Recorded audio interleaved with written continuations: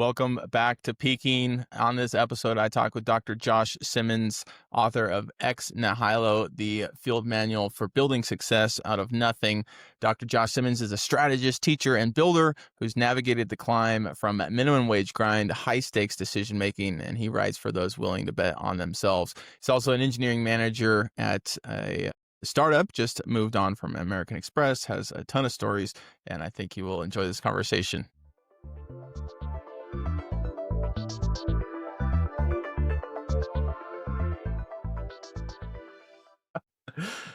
Dr. Josh Simmons, welcome to Peaking. How you doing today? Wyatt, I'm doing well. Thank you so much for having me today. Absolutely. Our introduction was unlike any other business introduction I think I've had. You commented on some random LinkedIn post with the comment, something about it being based. I just don't see that on LinkedIn. I was like, wow, this is a real human. Yeah, this is not an NPC using the word based on LinkedIn. So I reached out. I said, I need to be more connected to people that use based on LinkedIn. Where does that come from? Talked about your background, where you're coming from. Yeah, that was a great intro, by the way, to meet you on LinkedIn. Always good to connect that way, kind of serendipitously with people. Yeah, based. I don't know, like internet slang, lingo, like you just don't care what people think. You know, you said something maybe a little bit controversial and you just don't really care about the blowback. It was just worth saying. I think that's something, especially in engineering and in tech, I hold in just the highest regard as a quality in people. So I don't even remember. I wish we could remember what the post was. I have no idea what it was, but it was kind of like a hot take, like maybe a little bit politically incorrect. And I'm like, based, indeed. It really is. It's a minefield on LinkedIn. You got to be careful, and everyone's worried. Anyone that works for a corporation, they're just muted. You know, people don't want to rock the boat at all, which is understandable. I didn't really comment or do anything on LinkedIn either as an employee, so I'm not saying anything is wrong with that necessarily. I'm an entrepreneur now, so I'm like accountable to myself, but you were an employee of American Express, a massive corporation, and still using great verbiage. So I was impressed. And Amex, awesome company. You just left there, so maybe you have a different opinion one way or another, but talk a little bit about your career, where you've come from. Obviously you have a PhD, which in the book you talk about kind of just going through it and deciding that was the path, or maybe someone had decided that path for you and obviously took a different direction. But yeah, why don't we just start from the beginning? Talk about how you decided to go that education path. Yeah, I don't think I did, really. I think my entire career has been a series of missteps that have landed me in good situations. It's kind of been fantastic that way. So I originally started off, I was a music education major in undergrad. Like I thought I wanted to teach, a really good high school band teacher. And so I'm like, I want to teach high school band in like rural Ohio, where I'm from. I never lived outside of it. And then like 2 years in from that, like, I'm really having fun with a lot of the theory and stuff. So I switched to composition. So I got my undergrad in music composition, which like you want to talk about totally useless degree. Other than intrinsic benefits, it's like, you know, what job are you going to get with a music composition degree? None.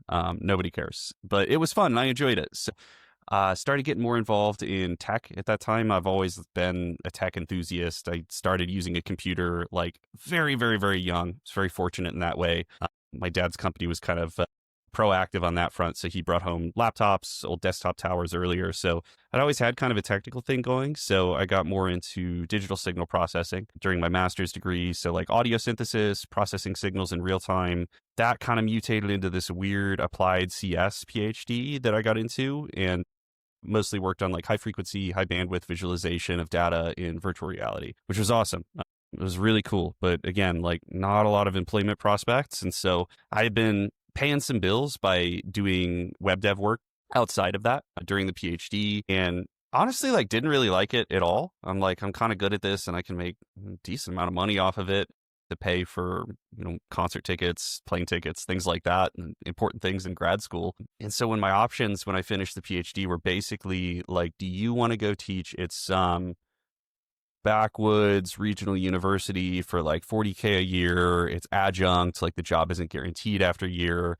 And it's in like Oklahoma. Nothing against Oklahoma or anything, but it's like I was living in SoCal at that point. It was quite like a lifestyle change. Like, you know, if the alternative is that versus like I'll keep doing this thing that I don't really like, which is coding, it's kind of meh. But I can make a ton of money, especially in Southern California. Like I'll do that. So I kept doing it for a while, and I don't know if it was like insanity or just repetition, but at some point it clicked and I really started to actually enjoy coding and enjoy software development. Kind of funny how that worked. It was almost like an arranged marriage or something. It was foisted upon me, and then eventually I'm like, you know what? I do love this actually. That's not the worst outcome there, man. If you would have gone to Oklahoma and taught, I don't know how people live in Oklahoma. I've driven through there a couple times. I haven't been to what's the biggest city? Is it Tulsa? Oklahoma City, Tulsa? I've never Yeah, been to I haven't Oklahoma, been full to those disclosure. cities, but Yeah. I drove through the Panhandle plenty of times, and man, there's just nothing there. It's like I don't think people would live there if TVs weren't a thing. I think when you can kind of teleport to another place with your TV, then At this stage of my life though, like with a kid, I'm like, you know what? Like maybe Oklahoma is the spot, but yeah, it's probably not a great place to get your career started. yeah, definitely not. And I mean, getting into the development world, I don't know if I'm capable, honestly. I did a little bit. I was really good at math in high school, and then I kind of just stopped doing math. I majored in exercise science, and the last 10 years, I would say that's also a useless degree, but I really do like exercise. But you can find everything on the internet. You don't need a degree for it. Yeah. And now, actually, 10 years later, I'm starting to pursue a certified strength and conditioning coach Oh, cool. program, and I'm thinking about getting into coaching a lot. I mean, your book, I felt like was written for me, is like trying to find that path. And I'm someone that just absolutely gets after stuff, but I just don't know what I'm supposed to be getting after, like Yeah. what is the path I'm supposed to be choosing. And I don't think like anyone's chosen a path for me or anything. Like I'm going down a path that someone chose for me, but I think a lot of my generation actually is trying to do the same thing, just like find out what am I supposed to be doing? What could I do that I would really enjoy? How can I work in the job that I do enjoy? And someone asked me, or maybe I asked myself, is like, what would you do if money wasn't a thing? Like, what would you be doing? And I said coaching. And so that's kind of why I'm starting to pursue this. And I'm going to keep my business going and, coach in the mornings and evenings, personal training. And then I'm thinking about coaching high school basketball as well, seeing if I like that. Just like pursue little things while I keep the career on Yeah. on path. It's I think I'd rather accidentally get into coding because it's just very profitable.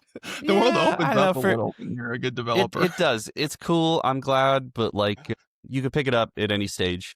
It's not that hard. It's that initial year is like so thankless when it's just rote memorization of like methods and some of the baseline concepts. Like the first year sucks. Like I would never go back and do the first year. I remember like the first big boy job I had, like full time, nice paycheck. Like I would wake up with like a panic attack at like 2 or 3 a.m. every morning because I would have a dream that I was like coding and I couldn't remember like method names. It was rough transition into that world.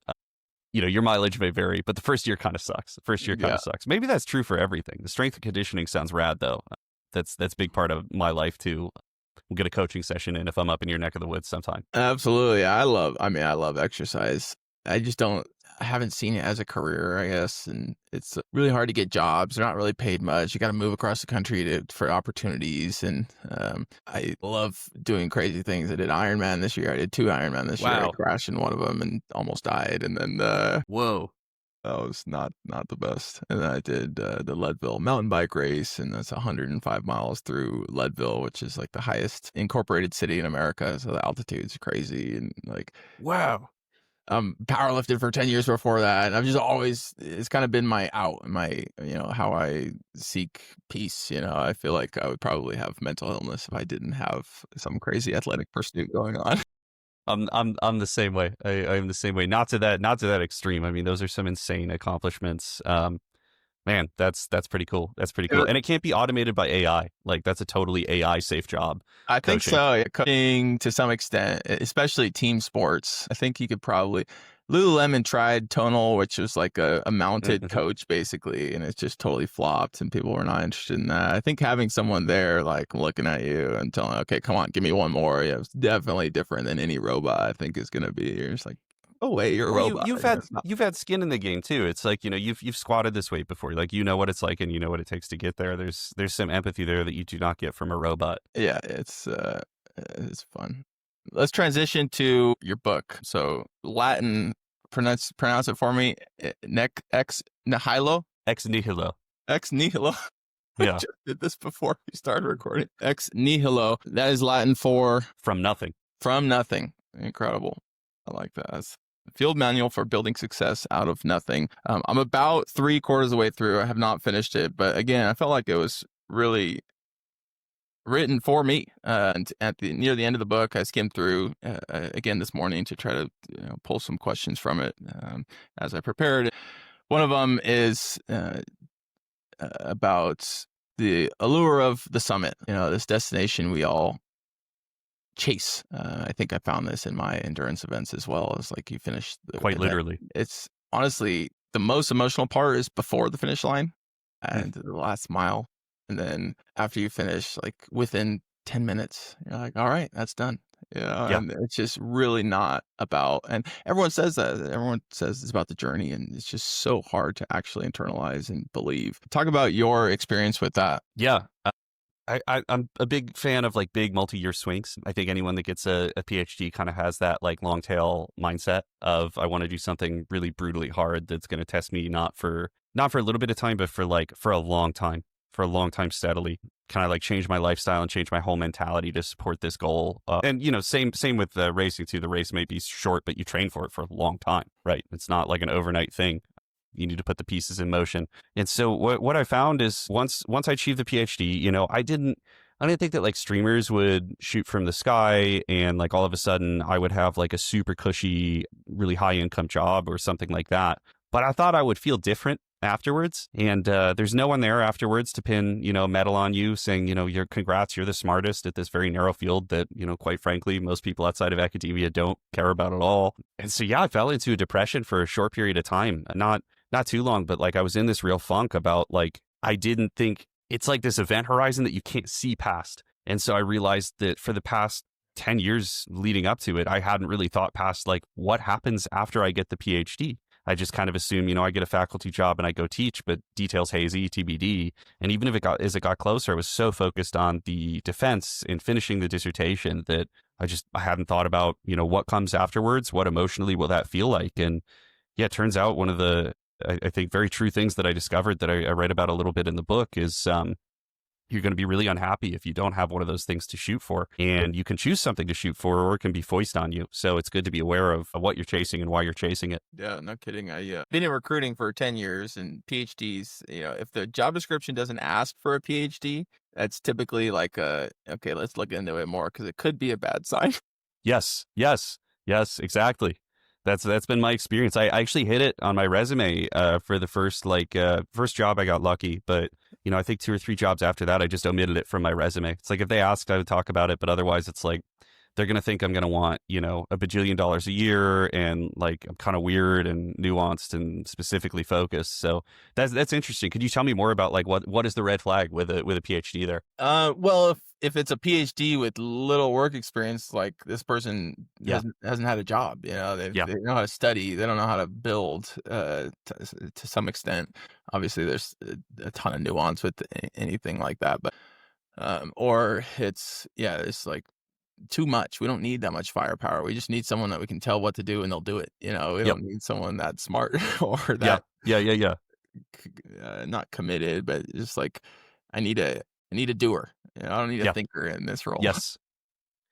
Yeah, that's an accurate take. It's an accurate take. It's definitely perception to fight with. I worked for a startup in Germany, and our CEO was a Turkish, or I think he was Iranian. He's an Iranian PhD, and our CTO had a PhD, and both of them just like we're not high praisers of PhDs. Yeah. And I don't recommend it. But then when they saw a PhD, they did have a mutual respect for it. Yeah. Okay, that's somewhat impressive. I had the similar like the event horizon feeling. I was like, man, when I'm gonna have an Ironman. Like I've been thinking about this for literally 12 years. I think when I was in college, I said, okay, I'm gonna do an Ironman in college. I didn't do it. I was like, okay, I'll do it by 25, and then I didn't do it. I was like, okay, I'll do it by 30. So I've kind of been thinking about it for a long time. Yeah. I'm on my honeymoon, and the lady we were staying with in Perth, Australia, it was like the most isolated city in the world, where my wife spent 5 years of her childhood. Wow. We stayed at her childhood friend's parents' house just for a few days. And she's an Ironman triathlete. She does all of them. Like she's done hundreds practically. And she ran a half marathon before we woke up for a training session. And she goes, I don't think you could do it. Wyatt. It's like, all right, there it is. And I put it on the calendar. Yeah, yeah. Started training pretty much as soon as we got back, but that was a half, and then I went back to powerlifting and did like a 40 pound swing and weight, and then I came all the way back. I was like, I Whoa. gotta do a full now. I can't go through life saying I've only done half of something, and Yeah. then I get the full done this year, and people just like people, oh, that's cool, and then if you want to talk about it more, it's like, oh, have you done an Ironman? And it's like, dang, I just want to, like, this is like a really big part of my life for the last year. I just want to talk about it. I just want to wear the hat, you know? Yeah. That's one of those rare things too, where it's like people be crabs in a bucket if they haven't taken like a big swing and been successful, or if they're not like just extremely secure in who they are. Like it's weird. It's very strange to tell people about it. Like, I mean, I'm never going to do an Ironman. Like that is, I think it's beyond my physical capacity, but I have like so much respect for it because it's like, yes, it's the physical training and all of that stuff, but the mental toughness to do it, like that is the part that doesn't come easy. Now that it's done, it feels way easier than what I built it up to be. I think the half was harder than the full because I had trained a longer time for it. Mm, mm. And the race day is just so fun. People are just so supportive, and you're just eating a ton, and this was a good time. But that's a good segue into the next kind of topic that I think everyone's heard as well, but it's just people need to think about it more. Motivation doesn't exist. Just show up for your commitment every day. So in my life, that's certainly been the case. You know, you very rarely. I think if you really enjoy something, you can be motivated to do it. But for the most part, you just gotta do it. And so, kind of talk through your, I guess, examples in your life where that's really been applicable and where you've seen other people search for this motivation and maybe fail because it's just not there. You can't live off motivation. Yeah, I'll take it back to art because I learned this one, I think, intuitively very early on and then wasn't able to formalize it until much later. But I studied with this incredible composer when I first started studying music composition. His name was Burton Bierman. He was quite old when I studied with him, like semi-retired. I don't know if he's still living, but he would come up if you Googled him. I will do so after this. And he was like less of a composition instructor and more of like some kind of sage, like wizard. Like he would just say these super wise things. We might not even talk about music at all during the meeting for the week. And it's stuff that, you know, probably frankly, like was not that helpful at that point, but he was like planting little seeds that 5 or 10 years later, I'm like, what the heck? This guy could see around every corner. You know, he had like been there, done that. And, you know, one of the things that I approached him with is I came to him and I'm like, I just am not feeling inspired to like compose this week. Like I didn't get anything done that we talked about on this piece I was writing. I think it was for saxophone and piano or some strange ensemble like that. I'm just like, I just didn't get anything done. I wasn't feeling the vibe this week. And he was usually like a pretty kind, laid back dude, but he got like a little intense. Like he kind of broke through it and he was pretty stern with me. And he said something to the effect of like, I don't care if you're inspired or not inspired. Like this is a really tough career. And if you're going to make it, like you cannot wait for inspiration. You cannot wait for motivation. You can't wait for a reason to do it. Just decide that you're all in and then do it every day, whether you feel like it or don't feel like it, and write bad music if that's what it takes. But basically the point he was making is that the output is really secondary to the process. That process in particular, you know, music composition, it wasn't necessarily about writing the score. It wasn't necessarily about delivering the final piece of artwork. It was about developing in yourself a process which shaped yourself as you did it every day. It shapes discipline, it shapes intentionality. And once you develop that inside of yourself, like you have this motivation that you can apply to anything. You can just decide that's important, I want to do it. And then you can just put one foot in front of the other by manual effort. You've built up that manual effort over time. So I saw it there. And similarly, you know, to say I see this in other people as well, I'm starting to see it a lot in software engineers, which is crazy. I mean, things were really good during the 0% interest rate thing for a little while. Like I think a lot of companies overhired. I think that a lot of companies lowered the bar for engineering. I think there's a lot of folks that slipped into engineering that I'm not going to say don't deserve to be there. Everyone deserves to be there, but have never had to fight for it. You know, they kind of came in during an easy time and they're not used to how the field is, you know, on a general trend over a few decades now. So a lot of the time what I'll see happen is I'll see like, you know, younger engineer, they'll come in from college or a boot camp and they'll be really enthusiastic about the gig. And then that'll taper off after a little while because they'll start to get very particular about like, you know, I really wanted to write Golang and I'm writing a lot of Rust and I really want to write more Golang. And I feel like my career is stagnating because I'm not writing more of the language that I want to write. And I always pull them aside and I always have this kind of spiel with them. I tell them about, Burton Bierman, the composition anecdote that I relayed earlier.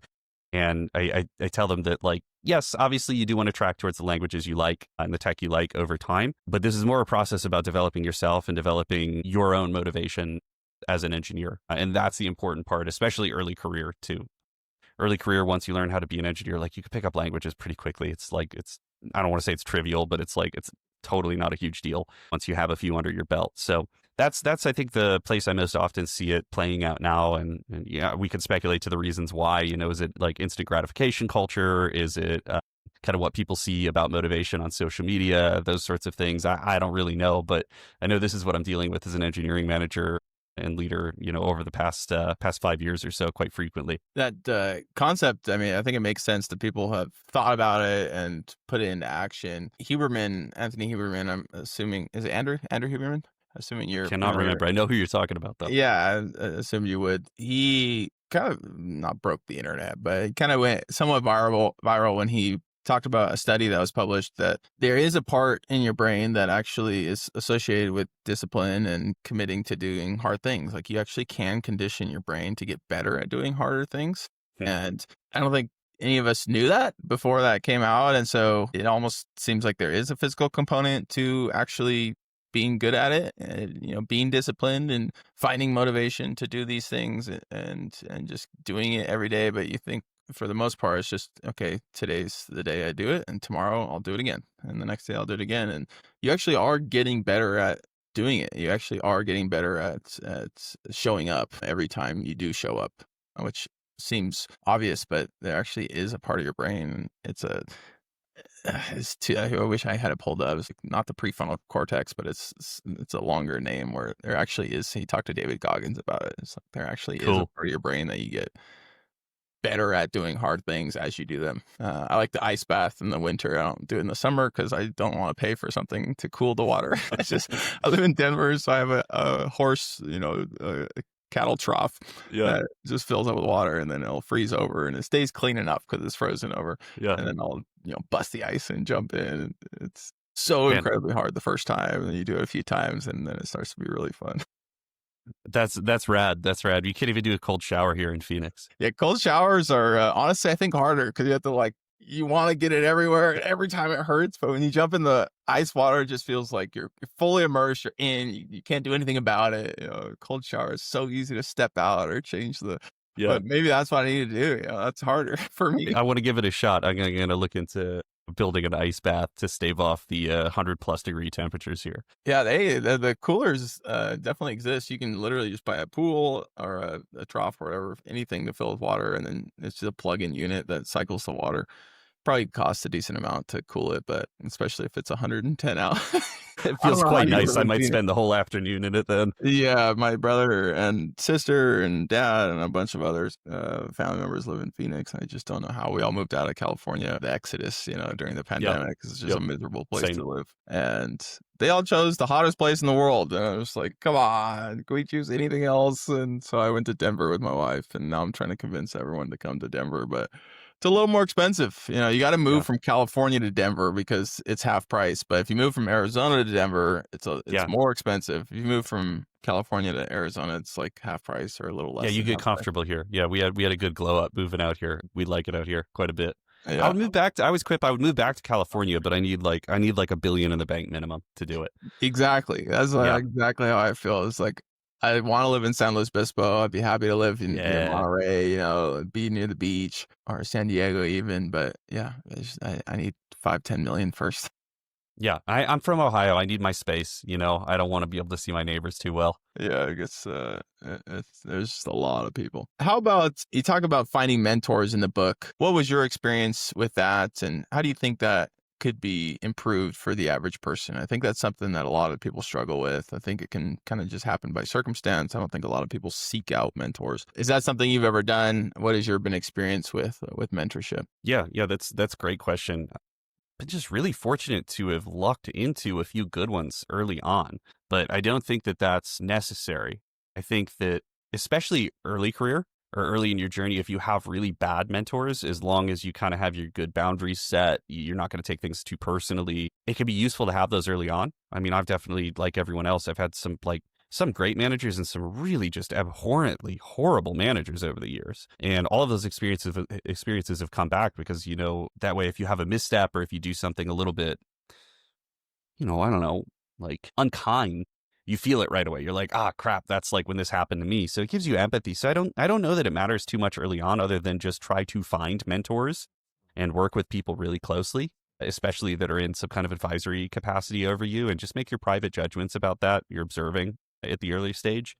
And then once it gets later on, I tell you, it's really difficult right now because people are less social. You have less serendipitous social interactions post COVID. Now that so many things have moved to online. And then, I've been to a bunch of these like quote unquote networking events, but generally it's other people that are there for the capital N networking. So they're kind of like inauthentic, like, here's my card, too much cologne kind of vibe, trying to sell you something. So it's like, it's totally not my vibe. So actually the best way that I have found really good mentors is by just getting involved in hobbies. Just get involved in hobbies, something pretty unrelated to tech usually. And then I generally find a couple people working in tech. We have a connection because of the hobby. Sometimes they become a mentor, sometimes they don't. But that's kind of the way I've found it. I think if you go out looking for it specifically through one of these networking events or like a very organized way, then you're going to get somebody who's trying to sell themselves as a mentor, which is maybe the biggest red flag that they are not going to be a good mentor. Been to those, and I've had the exact same experience. It's miserable. The free food never justifies it either. No, and the beer, I'm like, I don't want alcohol anyway. Yeah, same. I actually, a huge part of why I signed up for the full Ironman as well is because I wanted to build a network of people that are doing these crazy endurance things, but also are successful in their career. And so I'm like, I'm going to build this networking group. I was like, okay, well, I gotta walk the walk if I'm gonna, try to do that. And so I actually have made some great friends, and it's just really cool. I totally agree with that. Just finding people through your hobbies, through things you enjoy, you share mutual interests, and you're gonna make friends. If not, awesome mentor, they're gonna be great people that really align with you and your values and your interests. You talk about that in the book too, finding hobbies, finding something you're really interested in. Is that something that you discovered? Is that something that you've always kind of prioritized? How do you approach things kind of outside of work and how you invest your time? Yeah. Great question. I didn't in undergrad and early on in my career. I was all single pointed focus. This is the only thing I'm doing. This is me. This defines me entirely. And I think I had some early failures or missteps, like you will in any venture. And the degree to which they affected my mental health and perception of myself, I realized was like, this is a huge liability to like sum up like all of who I am into this one thing. So I kind of called it like, this is before I was married, and it's a little crude, but I'll use it.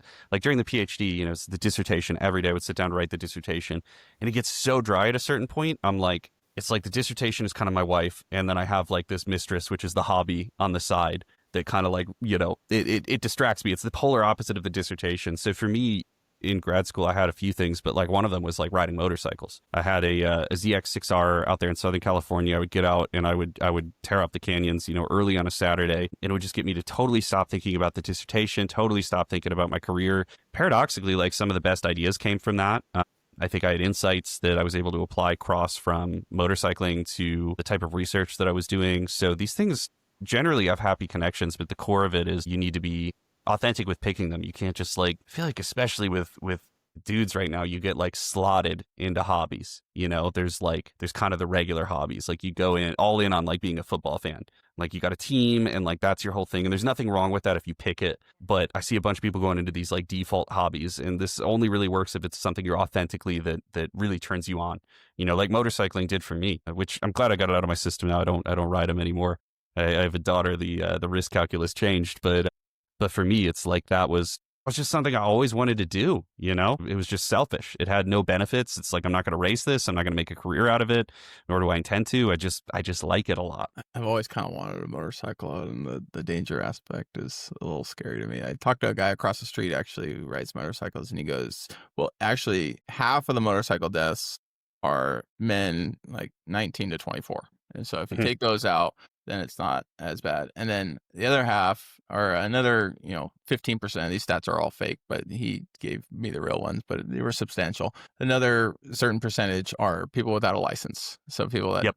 actually didn't get the motorcycle license. And another percent are, I think, people going over 100 or something, or maybe not. Maybe it was different. But essentially, it was saying like 75% of all motorcycle deaths are things that you wouldn't fit in that bucket. And so when you take all those out, it's actually not that. It's actually not that unsafe. It's actually kind of safer because you're so aware or something like that. And I was like, that's okay. a bold argument. I'd endorse it's not as dangerous as the statistics want you to believe. If you don't drink, if you don't ride at nighttime, you have a license, you've had training, all of those things, it can be okay. I don't think I was really I wasn't drinking or anything, but I wasn't riding safe in California when they allow lane splitting. I was trying to get to where I was going quite fast. So, like I said, I'm glad that I didn't have I had one wreck, but other than that, pretty safe. So I'm glad I did it. It's done. Put it away.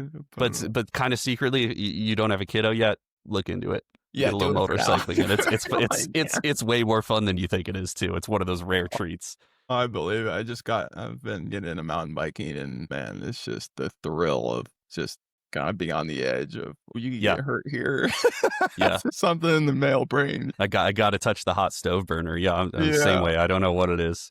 I do disagree with you about the hobby of liking football. Oh. I think professional sports are just an incredible waste of time. You're doing nothing. You're just wasting your life away looking at someone else do something.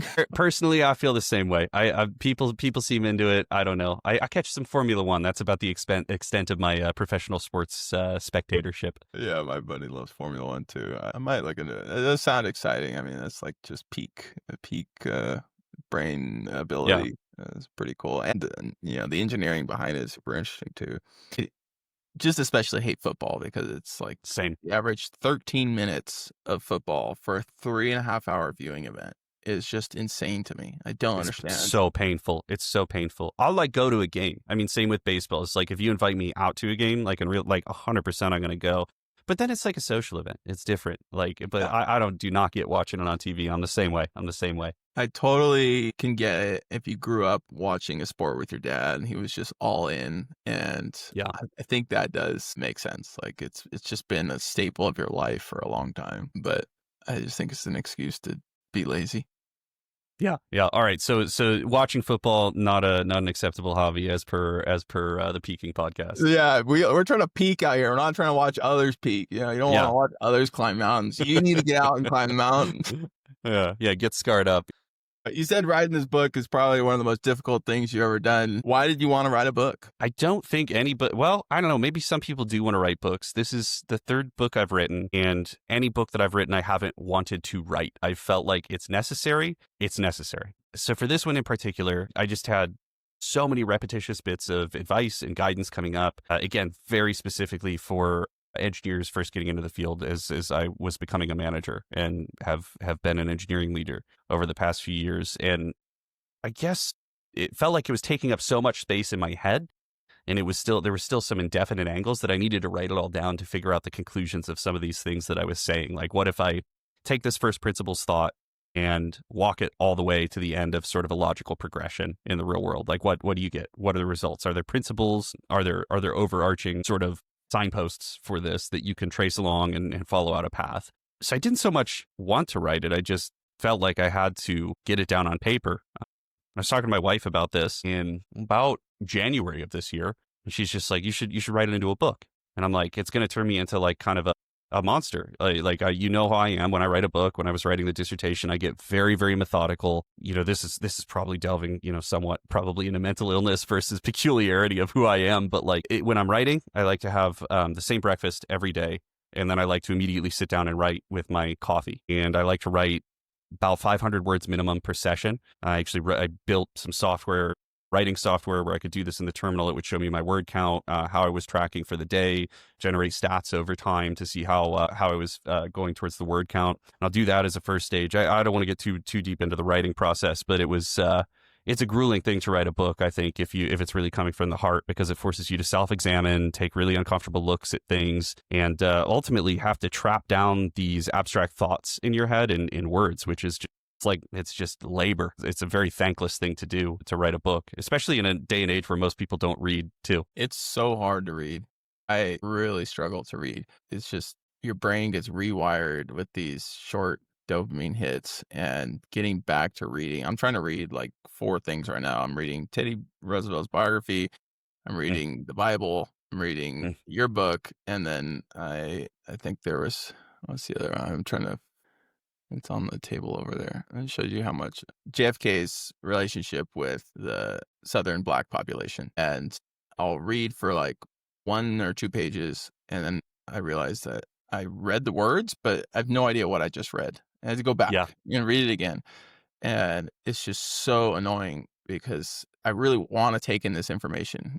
I want to learn about this stuff. I find it incredibly interesting, but the form of intake is just so messed up with the competition, the way yeah, these data scientists and, PhDs have ruined our brains with these algorithms. Like it's I true. used to, It's true. it is true. I used to hire the researchers for Facebook. I would hire the Wow. researchers to work on these social media systems, and they're researchers. It's not like the average Joe, Yeah, just building something fun. People with PhDs in psychology, people with PhDs in cognitive science, neuroscience, and that's what we're up against. And so you go back to yeah, just the written word, the brain is just like, what is this? I don't I don't eat this yeah, anymore. yeah, It's like back to gruel when you're used to eating filet, for your brain at least. And yeah. it's really frustrating. I hate it. Same, same. I got back into it through insomnia. I was having a really rough spell and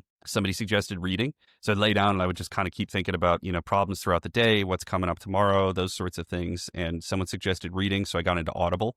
I'd never read an audiobook before that. And that's my thing. That was like an hour before bed. I'll do like some light yoga, some stretching, and then I'll toss a book on. And that's how I wind down. Then I fall asleep thinking about that as opposed to what happened during the day. And that's what got me back in the habit. But yeah, physical books, I feel like came pretty shortly after that. I'm a pretty voracious reader. I was hyperlexic as a child. I used to read dictionaries and then tell my parents about what was in the dictionaries. That's awesome. We didn't have a TV growing up. And I think that's part of why I don't Cool. watch TV. We just didn't have one. So we played for like 5 years. We played Scrabble competitively in the house. And Wow. like while one person was playing, the other person would be in the Scrabble dictionary, just like trying to remember all the words. I could name every single Scrabble legal word for 2 letters, because the 2-letter word is just an incredible advantage in Scrabble because you can Yeah, you string live or like die 6 by words. those. Yeah. Yeah, you need all the 2-letter words. And so we would read the dictionary as well. I haven't met too many people that could say the same. That's pretty good. No, there's definitely something cooked and off about me. We would go to the library and we all get a stack of books. My parents would take us to the public library, and we'd all get 10, 12, 15 books, and not like crazy intellectual books, just like kids' books, teenage books. And then we finish our stack and we go trade, and we get the sibling Cool. stack, and then we get the other sibling stack, and we would go through so many books. And it was kind of a cheat code for life, like Yes. a little unfortunate, honestly, how not challenging public education was if you just Yeah. read once in a while. And I think I had a 12th grade reading level in like 4th or 5th grade. And it's just Wow. like, it was not that impressive. He just knows how to read. I just Sure. read. That was it. It's like, it became this for the next, 10 years, all through, public school. I was never challenged. I think that did kind of set me back. Same. But I You do become the recommend. slacker, right? Yeah, I just like I didn't really do homework. I didn't need to, or I Yep. could do it in like 10 minutes. And Yep.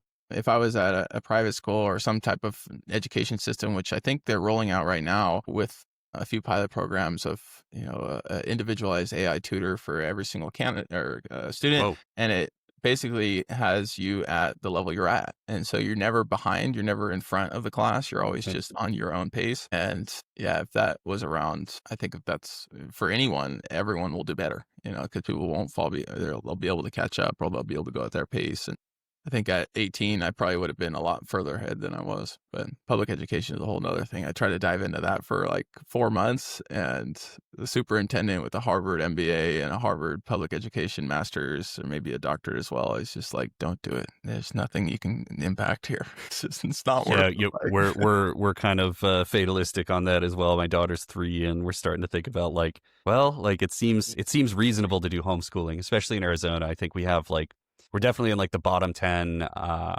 public school systems in the nation. Homeschooling's kind of looking like the way if we can figure out the social aspect of it. Yeah, yeah. Same way. My brother and his wife are doing it too. They have 4 boys. It's just Nice. you just don't know what you're gonna get, Yeah. especially with we don't need to get too into it, but it's just Yeah. school's so political now too. It's just like goodness. We Yeah. just learn Yeah. arithmetic. We learn how to read. Very good. Well, I usually have these about 40 minutes. Anything else you wanted to cover? Anything else you really like talking about from the book that you would want to cover? No, I think you hit the main ones real well. You went right for the kill shot on those. Yeah, very fun book. I definitely recommend. I think anyone just thinking about doing something new or trying to find that passion. I think that's such a prevalent issue with at least my generation that I can speak for in the conversations that I've had. So I think it would be very valuable. So thank you for writing it. Great to meet you. And thank you for coming on Peaking. You're welcome back at any time. Oh, thank you so much, Wyatt. And for the listeners, if you want to purchase Ex Nihilo, it's available on Amazon now. Just search Ex Nihilo Simmons. It'll come right up. And then I'm blogging on Substack pretty regularly at blog.drjoshcsimmons.com. But thank you so much for having me on the podcast. Really insightful questions, Wyatt. I want to come back on and interview you about Ironman and Ironman prep. You've seeded the interest in me, and now I don't even know exactly what the event entails, but like maybe I could do an Ironman. You put the spark of possibility in me now. To be fair, I did it without kids. I think that is a significant difference. I think because the time investment is it's an hour a day. And then on Saturday, typically you start building up and eventually you have like a 6-hour workout. And so it does stack up. But yeah, I can talk about that forever. I don't think my audience is that interested, but who knows? That's a different pod. We'll do that in a different show. Well, if we make it the focus of the episode, I'm definitely interested. I don't know if we should keep this one about you. Yeah. Fair enough. Awesome. Thanks for making the time. Thanks so much, Wyatt. Take care.